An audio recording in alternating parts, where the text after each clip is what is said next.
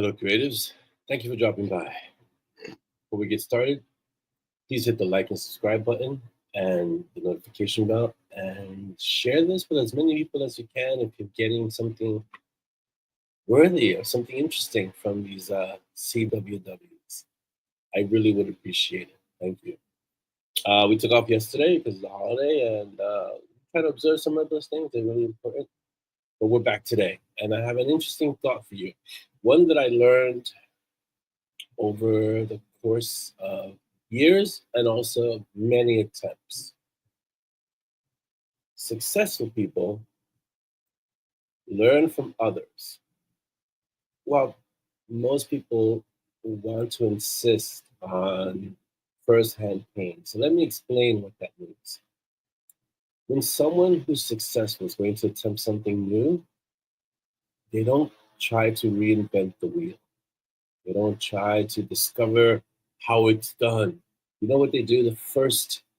Uh, Usually the first step after they decided this is what I'm going to do or this is what I'm going to attempt, they find someone who's done this or they read and research on people who've come before them to do who've done what they were ready what they're attempting to do. So let me reword that. A successful person will find someone who's done it before or find someone who's done something similar to what they're about to attempt to do. Doesn't matter what. I mean, we're not talking just business or talking success in any area of life. A successful person won't try to reinvent the methodology, won't try to reinvent how it's done. They will try to find out how was it done before and can I duplicate that or improve on that method to make my attempt even better? People who are less successful, the people who just don't know, will insist on doing it themselves the way they want to do it, because they're going to want to be original and this is the only way it could be done. Usually that ends in disaster. So when you're going to attempt something, whatever it may be, business, life, anything, I think the only caveat here would be art because art is a very unique expression. But even the greats, um, Michelangelo, Da Vinci, all these people, they had to apprentice, they had to study under other artists, or they studied other artists to learn how it was done, certain things, certain techniques, certain methods of art. And then they went out and broke rules, but they first learned the basics, right? Same thing. Learn from others. If you're going to attempt something, chances are someone has done it. There are very few original things in this world in life. Chances are someone's done it and they've made a ton of mistakes. It's better for you to learn from their mistakes, their missteps, than for you to do yours. Sometimes you have to make your own mistakes, and sometimes we're stubborn and want to make our own mistakes. But it's even better if you can learn from from others' mistakes, and avoid those mistakes entirely. You don't have to make those mistakes, which means that you're ahead of the curve.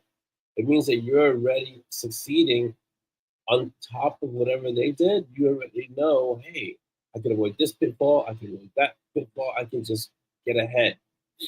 Successful people learn from others. That means you gotta have a bit of humility. Even though you can have an ego, I'm gonna do this, but successful people have no problem saying these three words: I don't know. And when you can say I don't know, then everything opens up for you. Because if you say I don't know, that means you can learn. It means you're open to learning. It means you're open to discovering the way that you need to go. If you could say I don't know, but I'm gonna find out. In other words, admitting that you don't know something opens up the doorways for you, opens up the path.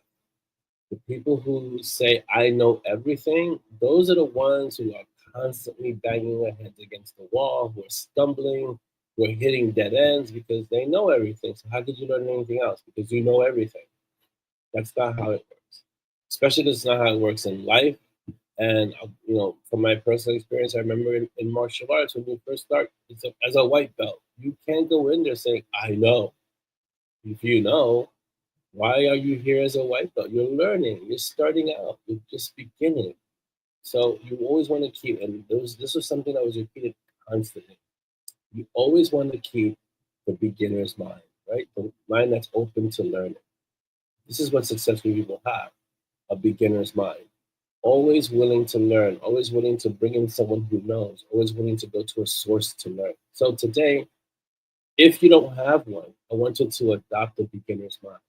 Learn something new, learn something about what you want to do or take on in life. Learn. I'm always reading craft books on writing.